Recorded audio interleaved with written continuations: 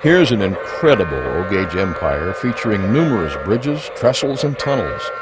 Many of the bridges are massive structures, and the timber trestles are both long and tall. Trains featuring colorful livery and unique equipment from the 1930s to the 1960s are operated through highly detailed scenes in front of dazzling photo backdrops. This impressive layout is located in a room addition occupying 1,000 square feet that was constructed just for the trains. Layout owner Alan Goldman is a man with no small plans. He studied the history of railroading and found it an important reason our country grew and prospered. His layout incorporates scenes depicting the association of railroads and industry, such as logging, coal mining, refining oil, and commercial businesses.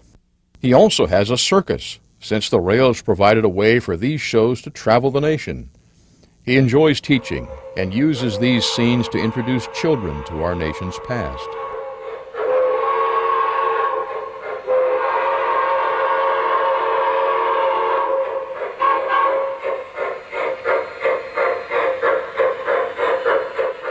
Alan takes us back to his childhood days to explain how he became interested in railroads.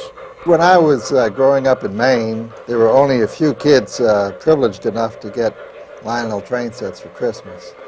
And so the rest of us would all share in running Lionel trains on the equivalent of a ping-pong-sized table. The love of model railroading was certainly reinforced even back during World War II by riding real trains.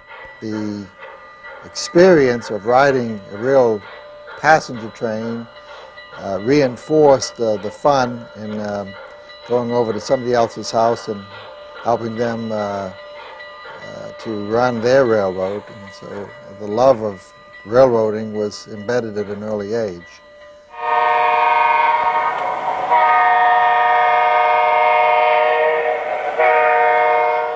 Alan's love of model trains didn't end when he entered young adulthood.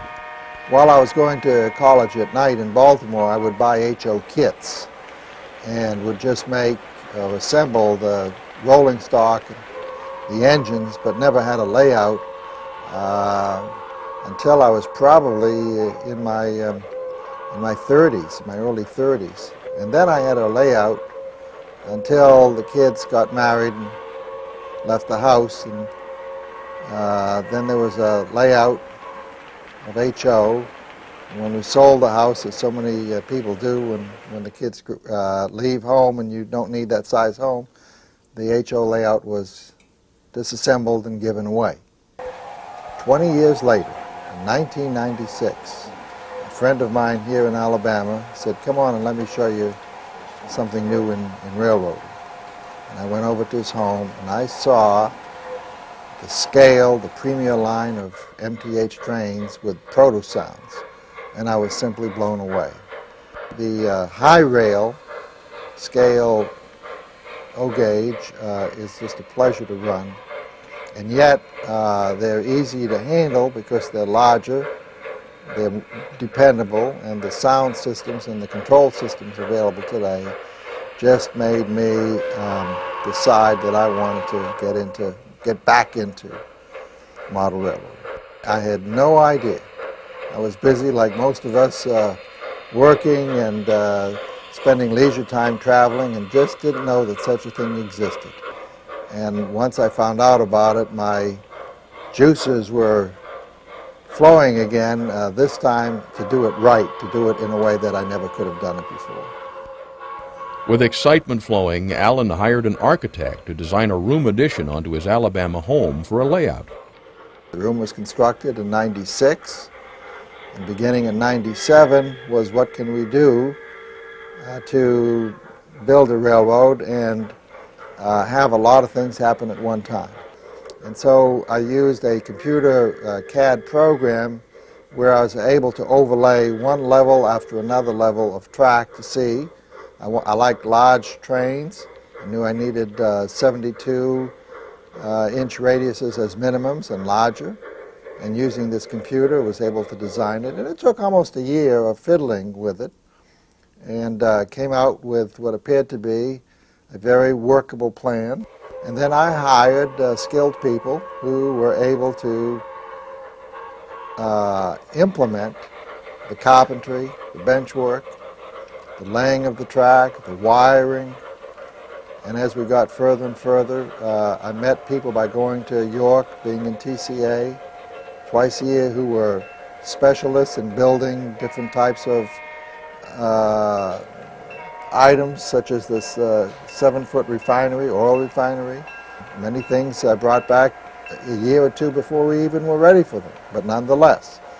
Read Old Gauge Railroading magazine. I got and looked at every single video, which I have right here, of Old Gauge railroading, and got to see other people's layouts, plus what I visited personally. And all of these ideas come together when you decide what you want to do, and you pick what applies and what makes sense to you. I wanted a railroad that shows the steam era and shows the diesel era. So I picked, rather than picking a specific railroad line, I picked a time era from the 1930s to the 1960s. So we have some steam trains here that are from the 30s, from the 40s, from the 50s, and of course diesels, which started out in the late 30s and the 40s and the 50s and the early 60s. And so the rolling stock and the engines and the lines are not necessarily from one part of the country, but they're all over, and it's just a frame of time. And I picked the lines that had great livery, great design, they look great. The beauty of this hobby is you can do with it as you wish. If you want to take license, you don't have to be so serious, you can just, it's whimsical. There's a lot of fun in this, and just expressing things that you like and doing, and there's no rules. The beauty of this is that it's waiting on you.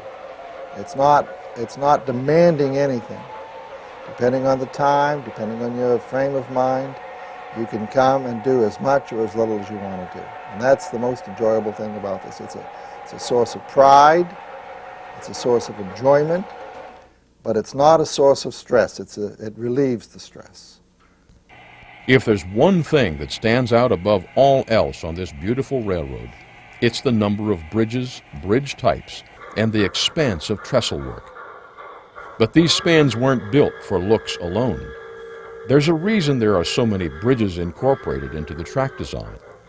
With a room that is just slightly under 1,000 square feet, the way you increase the size of the railroad is you go vertical. And we now have a total of 7 levels. I saw an ad in Old Gauge Railroading magazine for these Warren Truss bridges run by Miami Valley. And I contacted them and had them send one kit. And after that, it was just kit after kit after kit for not only the truss bridges, the sweeping 9-foot wide trestle, double track trestle. And I hired a carpenter who never built any bridges, had no concept of model railroading, but he loved making models. And I set him up a little shop in my home, and he faithfully made every one of these bridges. And the end result is just total happiness in how realistic they are, and they do, without any question. They hold the weight of some very, very large locomotives. The backdrops are indeed amazing and add a tremendous amount of realism to the scenes. But once again, there's a reason they were added beyond their obvious purpose. This room was built specifically for the railroad, but also for resale. You have to think about resale at some point, not in my lifetime, but after my lifetime. This room is really a garden room. It's got a lot of windows. And what we did was we covered all of the windows with 1/8-inch masonite. And on the masonite, we were able to mount these murals. I got a good wallpaper man who was able to mount these murals from backdrop warehouse, Salt Lake City, in such a way that they're seamless, and they're digital photographs that are printed on 12-foot long by 3-foot high murals, and it pasted right onto the 1/8-inch masonite, and it's so effective. It ties in with what we wanted to do. There's a backdrop for the oil refinery. There's a backdrop city for behind the circus, where we have the mountains. I was able to come up with continuous back-to-back layout. It actually is a mirror image, but you don't realize that it repeats itself. But it went all the way around the room, and it just all worked out. There are several key scenes depicting the history associated with American industry and its connection to the railroad. I have in this layout a logging operation, which brings the logs down to a sawmill and converts it into lumber. I have a coal mining operation. I have an oil refinery operation. I have the commercial district. And I tried to incorporate some of the major industries that the railroads were able to help make this a great country. And without any question, without the railroads, we could not have developed the kind of industry in this country. So the layout is not only a source of enjoyment, but it's also, if you want to say, a microcosm of America and the history of America and how the railroads impacted it. The largest buildings in many towns back then were the railroad stations, and that was significant because the railroads were the most important industry, bringing and taking commerce to the different towns. This country runs on oil, and oil and oil refineries were necessary, and the railroad with the tank cars transported the oil. I was lucky enough in one of my trips to the York, Pennsylvania TCA convention to meet an individual by the name of Alan Graziano, who works for an oil refinery and whose hobby is making oil refineries.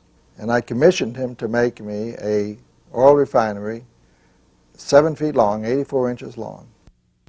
Consider that such an important part of the railroad, because we do have some trains that have a huge consist of tank cars. And I can bring them over to the siding here, and we can just fiddle over here, moving the tank cars back and forth with switches to the various sidings. And certainly we recognize even today how important the oil industry is. The electrical power in this country was generated by burning coal. And coal is a very, very important revenue producer for the railroads and was a very important source of energy and heat for America. And so I felt that that was such an important basic industry of America. Even in making steel, you needed the coal. So how can you have a railroad without having a coal mine? And then you can transport the coal to other parts of the country. In the early days, with railroading, the circus train consisted of 100 cars, and when the circus came to town, it came to town because the railroads were able to bring it. And it enabled the circus to move beyond the East Coast with large city populations all over the country. I wanted to devote a large section of this layout to circuses to commemorate the role that railroads played in bringing circuses to the town.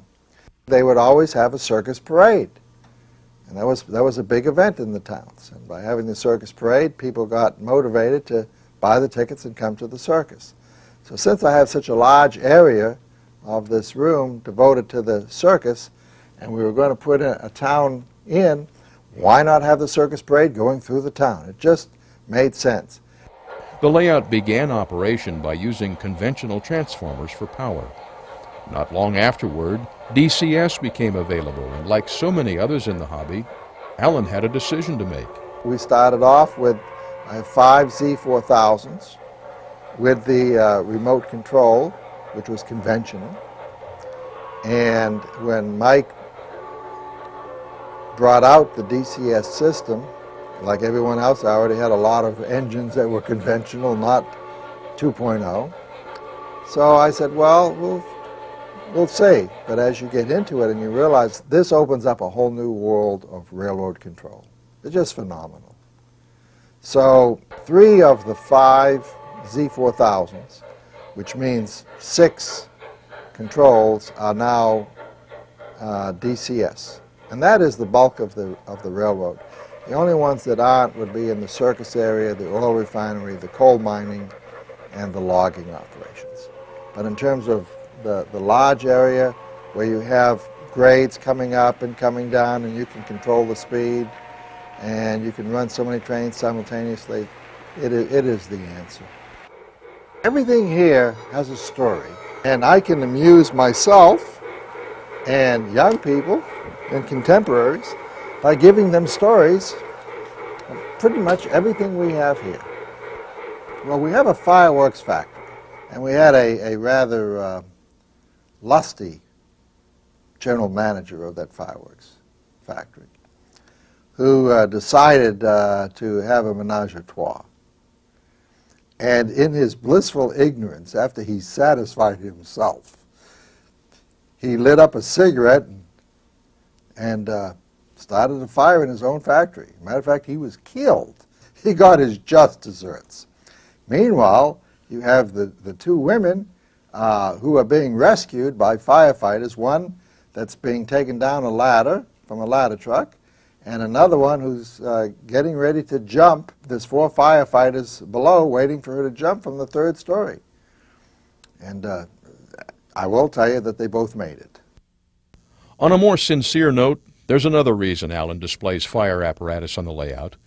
Look carefully at the figure dressed in yellow. My wife became one of the first firefighters for Bethlehem Steel in their Burnt Harbor operation. And she later became a firefighter in LaPorte, Indiana. And to commemorate the fact that her independence and breaking some of the ground for women to become firefighters, I've commemorated that with an awful lot of fire engines and firehouses in my wife Kat's honor. As you can tell, Alan has a lot of fun with his layout. He also enjoys acquiring new skills and rising to new challenges. But a part of the hobby he finds most appealing are the people he meets. It's a great hobby because it involves so many skills of design, and today with these high-tech trains, of running the DCS, of the challenge of learning the system, of being able to control a multitude of trains at one time. There's the scenery aspect. One of the great aspects of this hobby is just meeting other people who are as enthusiastic about this hobby from all walks of life. There's the fun in showing people my age as well as younger people and exposing them to things that they just weren't aware of. We've enjoyed our visit to this impressive layout. The bridges are spectacular, the scene's beautiful, and those backdrops are absolutely stunning. Looking like a kid in the proverbial candy store, you can tell Alan really enjoys himself. But if you want to see his face really light up with a big smile, you need to know one more thing. He enjoys using the layout as a way of connecting with young people. And when that bridge is crossed, well, we'll let him explain. Sometimes it's difficult to talk to kids because they live in a different world, a different culture than I was raised in. But here is a connection. Here is someplace that you can find common ground between kids of all ages, and I consider myself a senior kid.